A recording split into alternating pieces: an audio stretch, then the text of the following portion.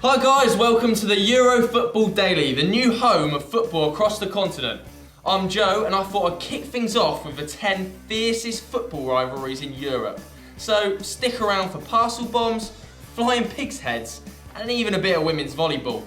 At 10 is Dortmund versus Schalke. Things first turned ugly between these two Ruhr clubs in 1969 when Schalke player Friedel Rausch was bitten on the arse by a security dog. These days, police dogs are busy trying to control the crowd in what has become Germany's most intense and brutal derby. To give you an idea, in 2013, Dortmund ultras wearing balaclavas delayed the start of a game by throwing flares on the pitch, smashing up glass with hammers, and firing tracer ammunition into Schalke fans. These ultras are so extreme, they're reportedly used to recruit neo-Nazis. At number 9 is AC Milan versus Inter Milan. With 18 Serie A titles each, there's not much to separate the San Siro rivals. Although their on-the-pitch rivalry was perhaps most intense in the 60s, when the two clubs shared an impressive 3 consecutive European Cup victories between 1963 and 1965. That European rivalry is still very much alive though, and boiled over spectacularly in 2005 when Inter Milan supporters went berserk following a disallowed goal in a Champions League clash. They threw glass bottles on the pitch and even managed to hit AC Milan keeper Dida, what a player Dida was, with a flare, missing his face by just a few inches. The match had to be abandoned. At 8 is Sporting versus Benfica. The Derby de Lisboa was born in 1907, and before they'd ever even played each other, 8 Benfica players transferred to Sporting, who then won the first derby 2-1. Ouch. But if you want to talk about poaching players, then Benfica got their revenge, that's for sure.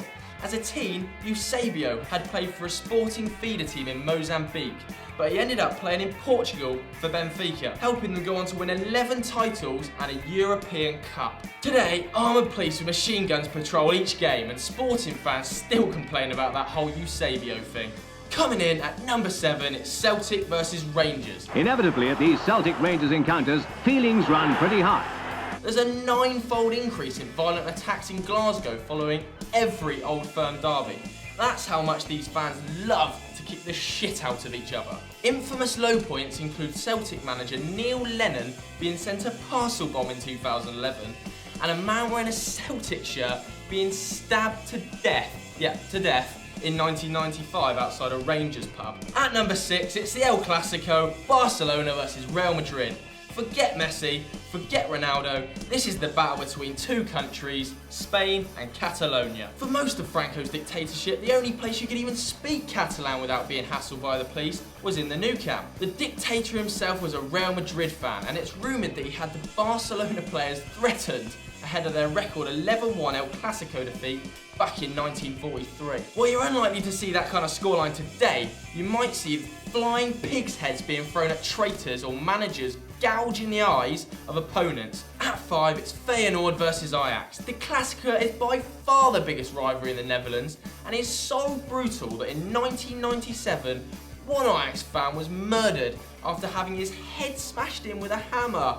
But what makes this rivalry unique is the rampant anti-Semitism from Feyenoord supporters over Ajax's historical links to the Jewish community. Chants like Hamas Hamas, Jews to the gas, are shocking and really common. At 4, it's Fenerbahce versus Galatasaray. 1934, that's when things first kicked off between these two, when the ref had to abandon a friendly after on-the-pitch fighting threatened to turn into a riot. Nowadays, riots break out all the time. When Galatasaray won the league at Fenerbahce's ground in 2012, things turned seriously ugly. A Gala fan was stabbed, while Fenerbahce fans went on the pitch, they ripped up chairs and flipped over 2 police vehicles. A year later, a Fenerbahce fan was also stabbed to death. With the two teams continuing to be completely dominant in the league, this fixture shows no sign of calming down.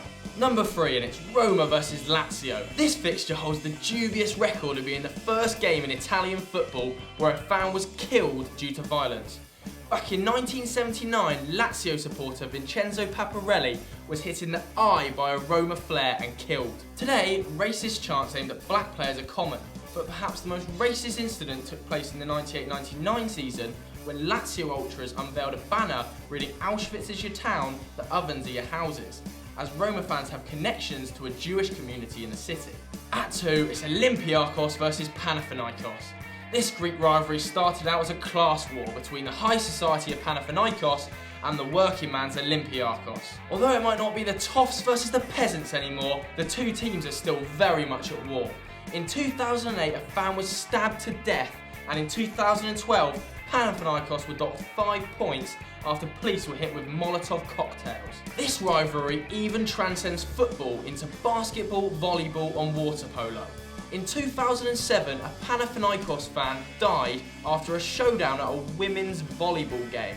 Now that's taking hooliganism to a whole new level. Coming in at number 1, it's Red Star Belgrade versus Partizan Belgrade. I mean, there's not many teams that can say their supporters were actively involved in war crimes, but Red Star's so-called Tiger Ultras killed over 60 people during the Yugoslavian wars of the 1990s. The violence between these two developed as a way of showing the old communist regime they couldn't be controlled. Thing is, they still can't. In 2007, a cop had a flare shoved in his mouth, and in '99, a Red Star fan was killed by a Partizan rocket, while more than 40 people were arrested in 2015 for pre-game violence that somehow saw fans throw stun grenades onto the pitch. There you have it, guys, the most brutal and dangerous rivalries in the whole of Europe. If you think we missed any, let us know in the comments, and don't forget to give us a like and subscribe below. See you next time.